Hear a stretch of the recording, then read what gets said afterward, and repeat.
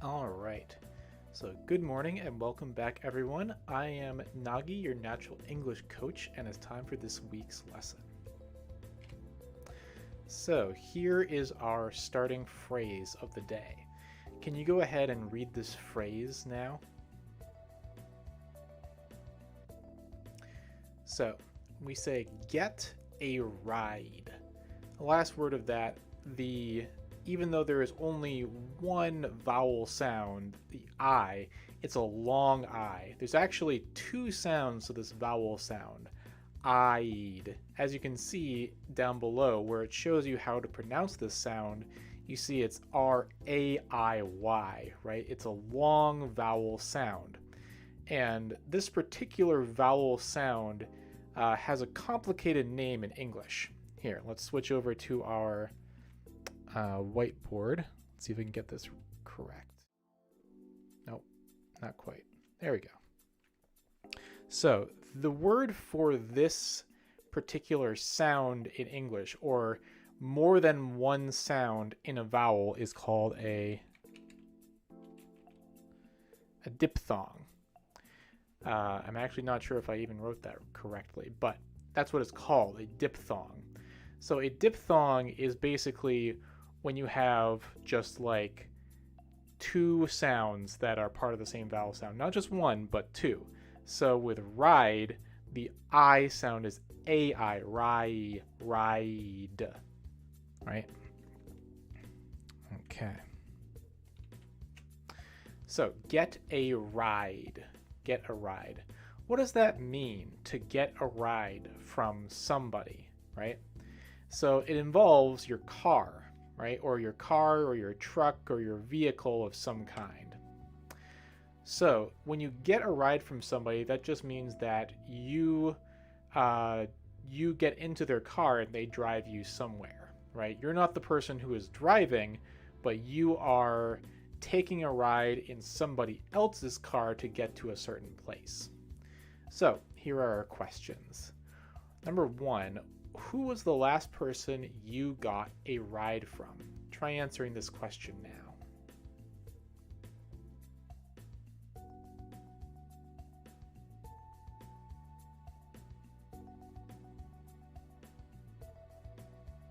So maybe the last person you got a ride from was your friend from school, or maybe a coworker, or maybe a family member, right? So anybody who has a car that can come and drive you to a specific place, you get a ride from them. So next question is, who do you feel comfortable getting a ride from? Try and answer now.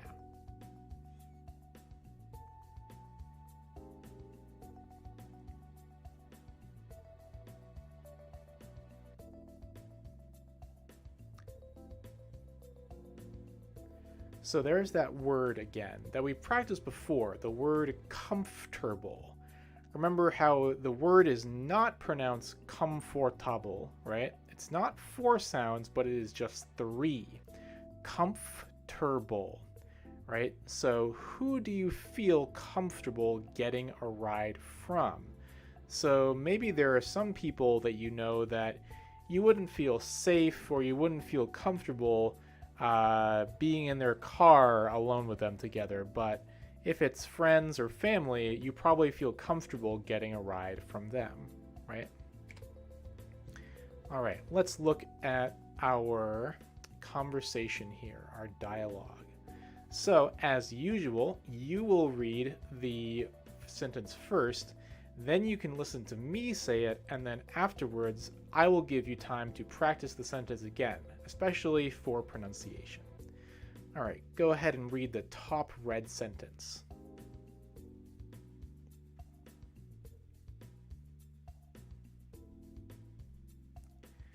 Okay. How are you getting home from school today? Try it again.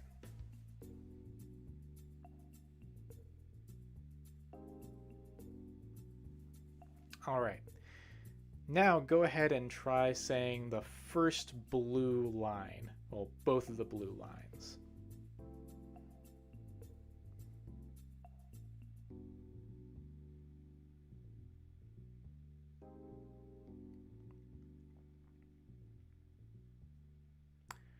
Okay. I'm getting a ride from my friend. He just pulled over across the street. Try it again.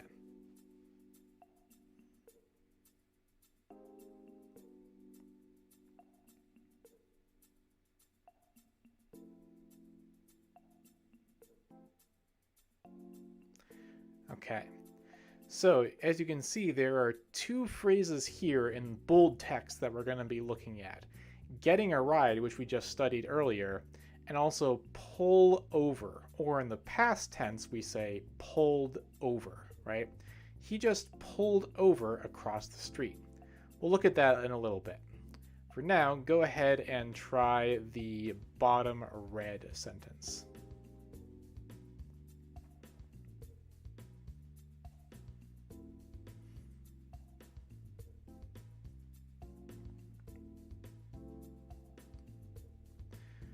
Okay. Lucky, my brother was supposed to pick me up, but he can't make it now. Try it again.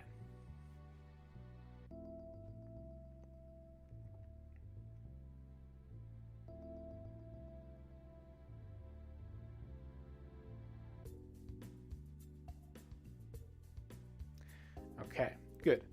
Now let's check the bottom blue sentence. Go ahead and read it now.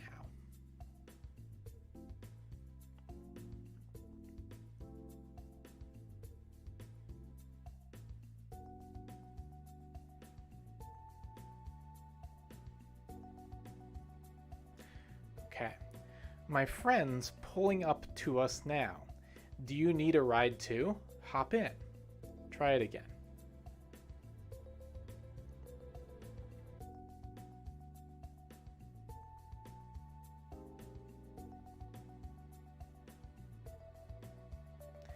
Okay, so here's something that maybe you noticed when you were reading this sentence.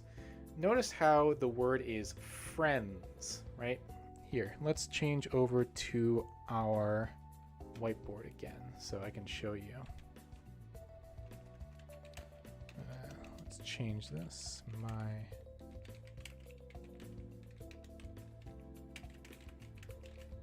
So that's what the sentence says, right? And this is written to be a natural, casual phrase that you would hear somebody say in daily life. If we were going to add the information to it that you need to know, you probably say, right? So my friend's pulling up to us now in his car. You pull up to someplace in your car, meaning that you drive slowly to a certain point and then you stop. But we'll talk about pulling up more later. The important thing that I want to show you here is this word right here. Right? My friends. Now, normally when you have the apostrophe S, it means my friend's something, right? Something that they have. So you could say my friend's car, meaning the car that my friend has, or my friend's book, the book that belongs to my friend, right? That's the most common way you see the apostrophe S in English. However, there is a time in casual speech when you will see this apostrophe used as well, because you might have noticed that there is a very important word missing here.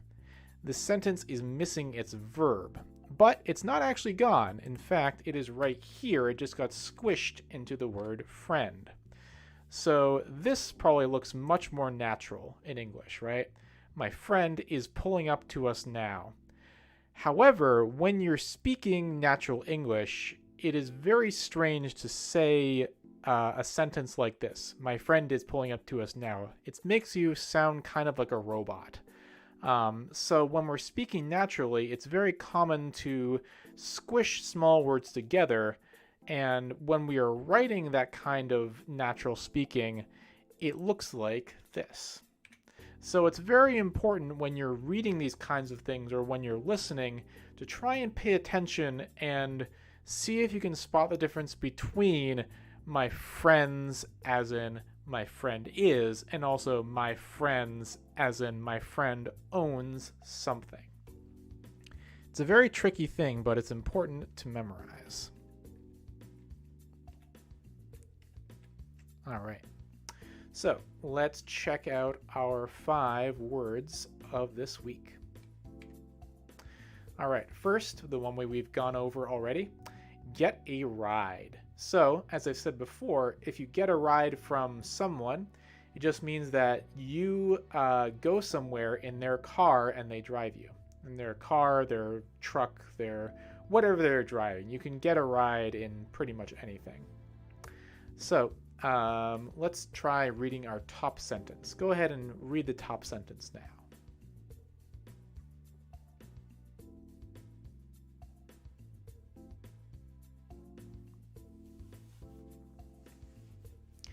All right. I need to get a ride to the doctor's office on Tuesday.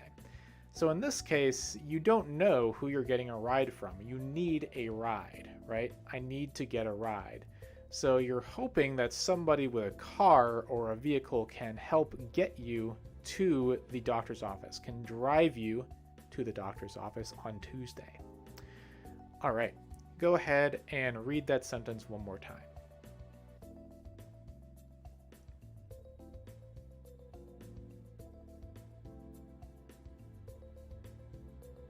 Okay, now go ahead and read the bottom sentence.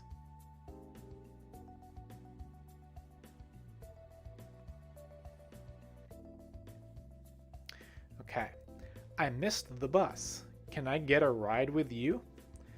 So if you are looking for somebody who you can get a ride with, you can say, can I get a ride with you? Try it one more time.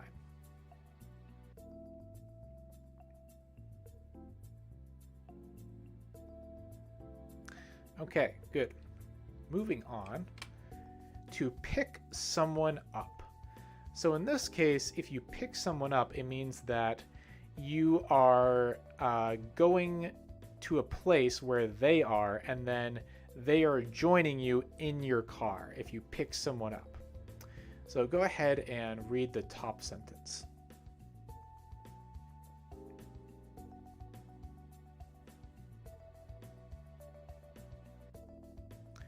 Okay. Do you want me to pick you up when you finish work?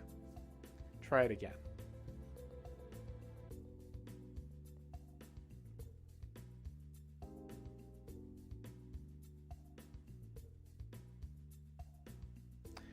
Okay. So this basically means if the person you're talking to is at work and they don't have a car or a way of leaving, you are offering them a ride, right? You are saying that I can come to your work when you're finished, and then you can come in my car and I will drive you somewhere. I will pick you up. The phrase pick you up. Go ahead and read the bottom sentence now.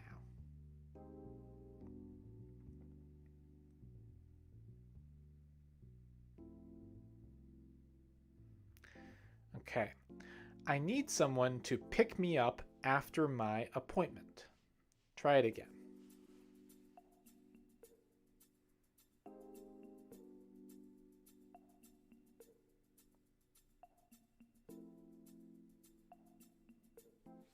All right, good. And here, it's a little bit different. It's important to see the difference. This one is pull up. So there's pick someone up and pull up. They both end with the word up, so yeah, you should pay attention to that. So if you pull up somewhere in a car, that basically means that you are slowing down and stopping to a point that you want to stop the car at. So you can say, oh, I pulled up to the parking spot, right? That means that you approach the parking spot, you go there, you slow down, and you stop. You can also use it for a more general location, like, oh, I pulled up to the school, meaning that you drove to the school, you slowed down, and then you stopped in front of the school. So go ahead and try the top sentence now.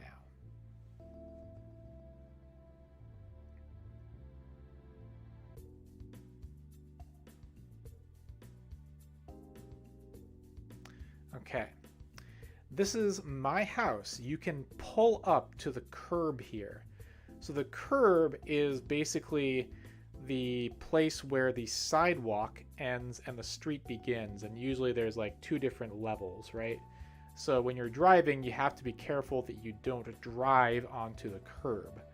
But if you are dropping someone off, if somebody's leaving your car, you have to pull over to the side of the road, and then you can also pull up to the curb, meaning that you move over to the curb, you slow down, and you stop. Go ahead and try that one again.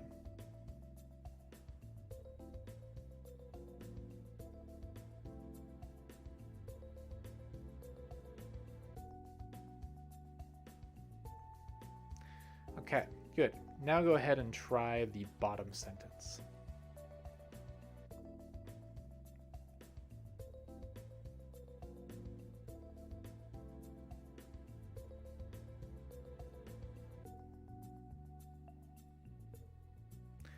Okay.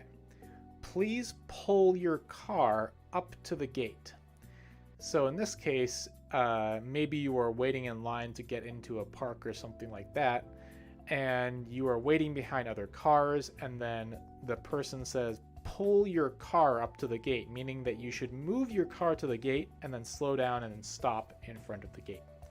Try it again.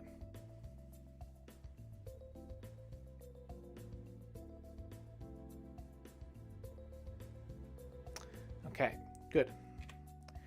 And finally, we have pull over. So we have pull up, and then we have pull over. You might have noticed that I used this phrase when I was describing pull up as well before.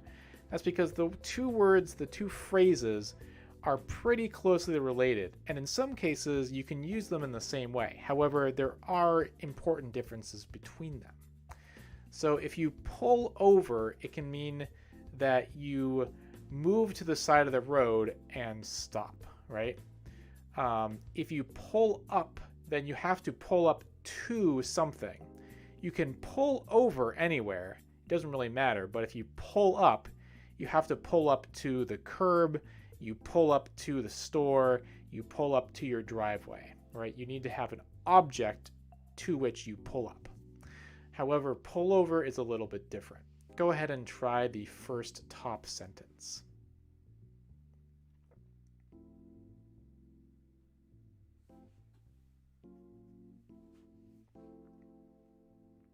Okay, my tire was flat, so I had to pull over to the side of the road. Try it again.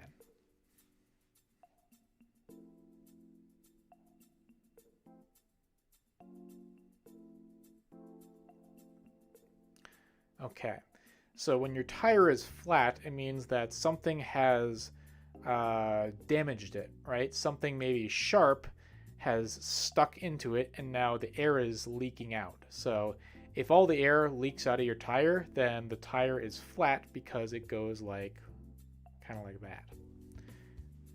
All right, so go ahead and try the bottom sentence now.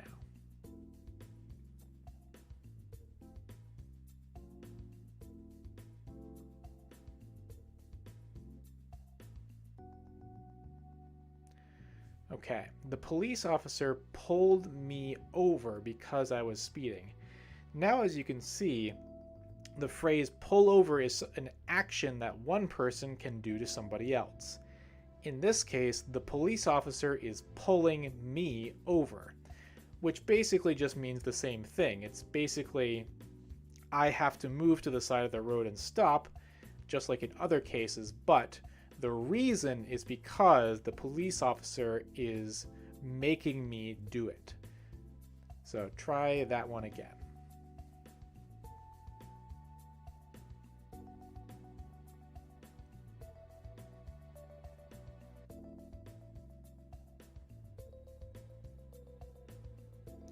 Okay.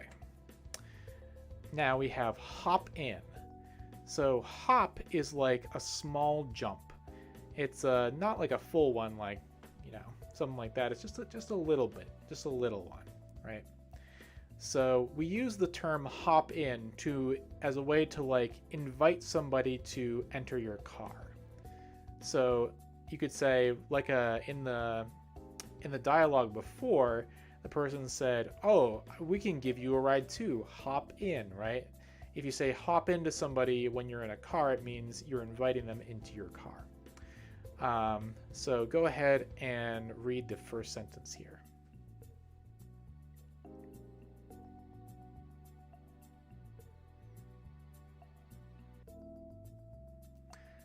Okay. I hopped into his car and we drove to the mall. So in this case, hop in is just another way of saying I got in or I entered his car, right? It's a bit more of a casual way of expressing that you got into somebody's car. Try it again.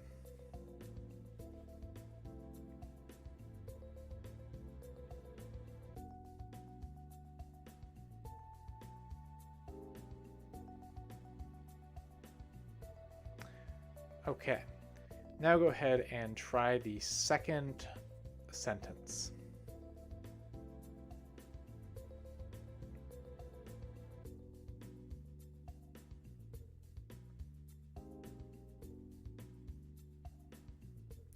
Okay, hop in and we'll go to the movie. So in this case, it's that invitation, right? The person is asking you to get into their car. Try it again.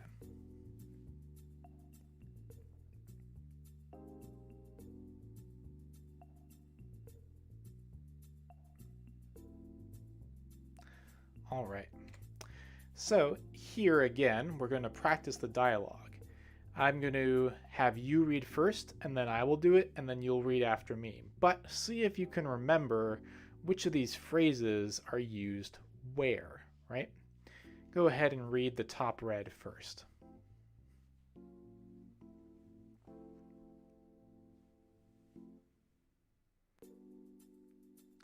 Okay. How are you getting home from school today? Try it again.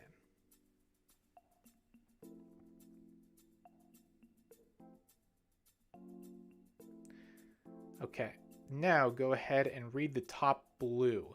As you can see, there are two phrases here that are missing, so think carefully.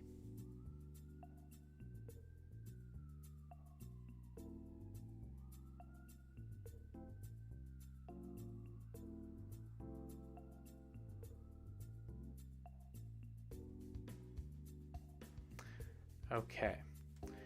I'm getting a ride from my friend. He just pulled over across the street. Go ahead and try that one again.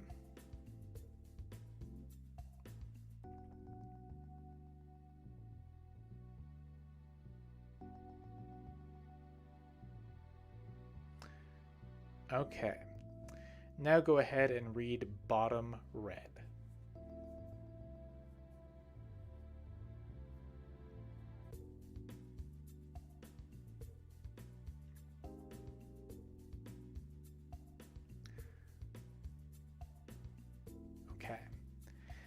Lucky, my brother was supposed to pick me up, but he can't make it now.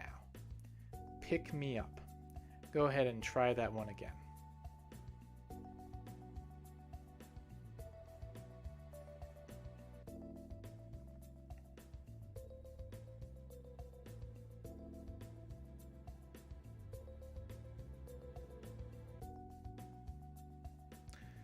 Okay. Now go ahead and read the bottom blue.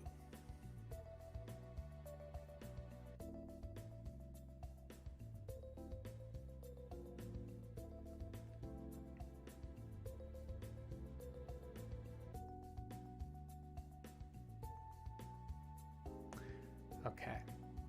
My friends, or my friend is, pulling up to us now. Do you need a ride too? Hop in. Try it again.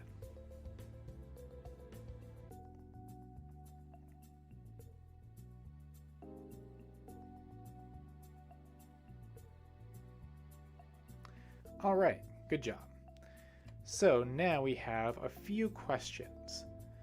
Go ahead and, well, let's first I'll ask you the first one. When is it necessary to pull over in your car? So think about all of the different situations, maybe some dangerous situations, in which it is important to stop the car and get off the road. So you have to pull over in your car. Try answering now.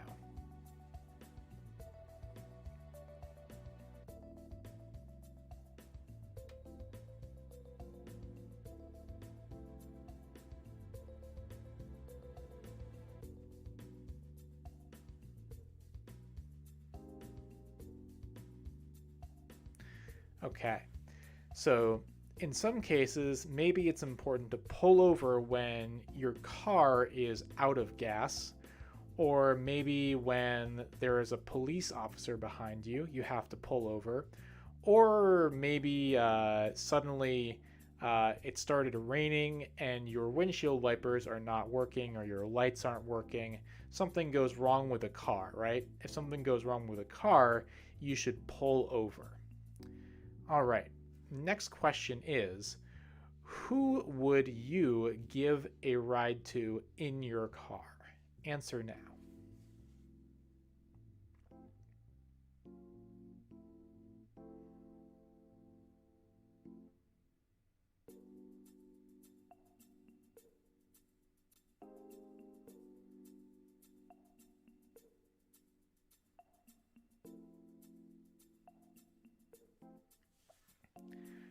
All right.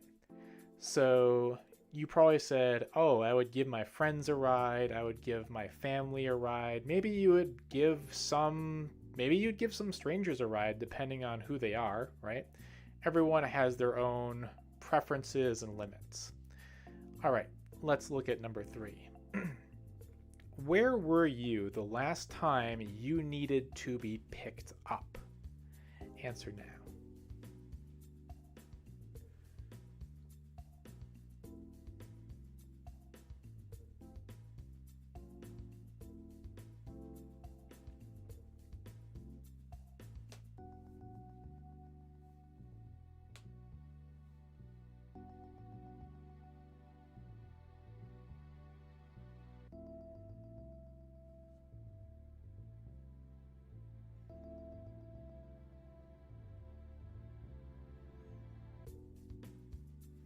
All right, so it depends on also where you live. In Japan, it's actually pretty easy to get anywhere if you just take the train, right?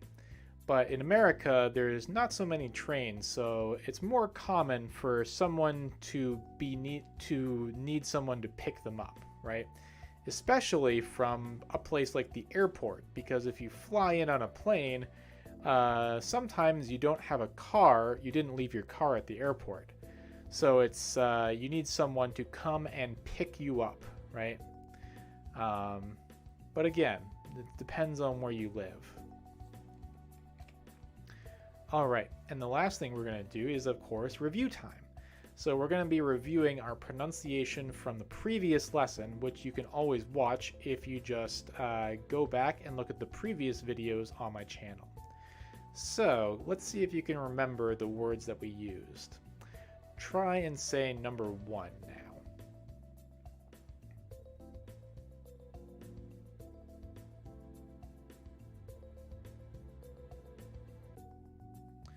Okay. The woman rang the blue bell. So remember that we are practicing our strong W sounds like w, woman, and also the tricky deep NG sound at the end of rang, rang, rang. It's not ran, it's rang. You can hear the little G sound at the end, the soft G sound. Try it one more time.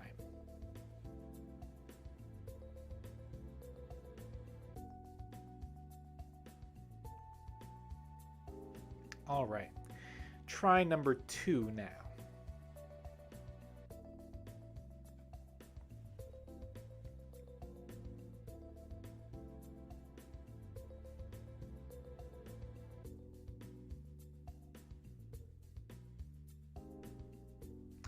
All right, this one might be a little bit more tricky than you think because, well, you'll see why in a second.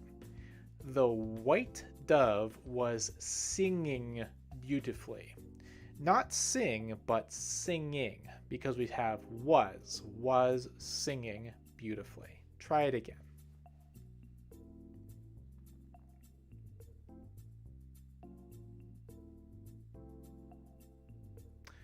Okay, try number 3 now.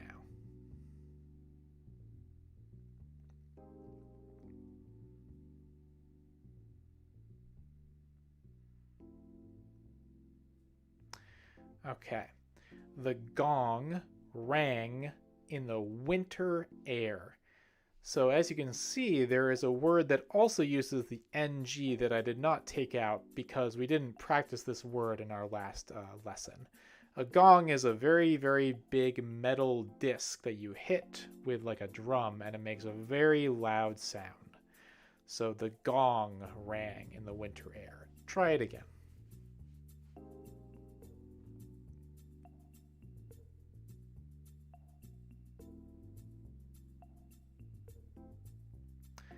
Okay, and lastly, try number 4.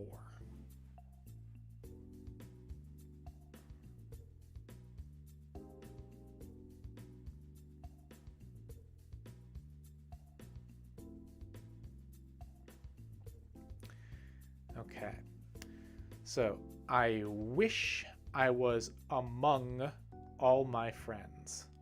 All of my friends. Try it again.